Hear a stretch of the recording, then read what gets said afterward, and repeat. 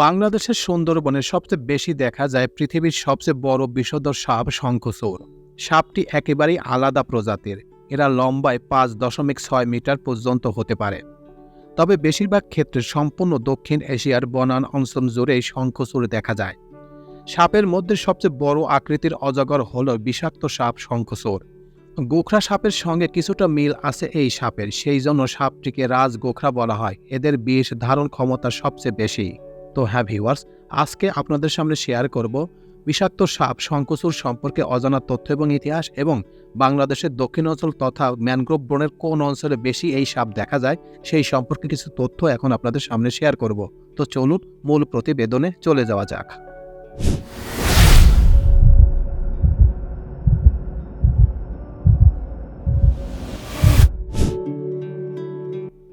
সুন্দরবনে রয়েছে পৃথিবীর সবচেয়ে বিষাক্ত সাপ। শঙ্খচূড় সাপের প্রজাতির নাম, যার অর্থ সাপ খাদক, এবং প্রাথমিকভাবে এটি অন্যান্য সাপ ভক্ষণ করেই তার খাদ্য চাহিদা মেটায়। যেসব সাপ এটি ভক্ষণ করে তার মধ্যে রয়েছে র্যাট সাপ এবং ছোট আকৃতির অজগর। এছাড়াও অন্যান্য বিষাক্ত সাপও ভক্ষণ করে, যেমন ক্রেইট, গোখরা এবং নিজ প্রজাতির অন্যান্য ছোট সাপ।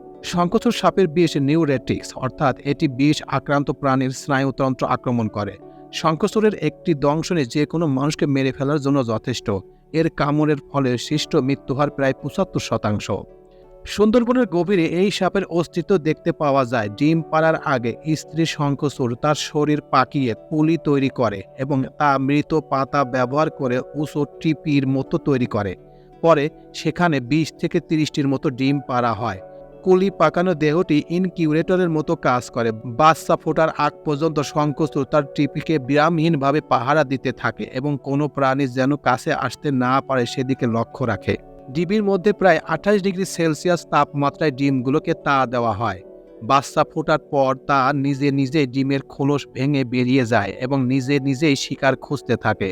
এর জন্য মাকে তার নিজের বাচ্চা ভক্ষণ করতে হয় না। শিশু শঙ্খচূড়ের দৈর্ঘ্য হয় প্রায় 55 সেন্টিমিটার এবং এদের বিষ প্রাপ্তবয়স্কের মতোই, মানে এর কামড় বড় সাপের কোনো অংশই কম নয়।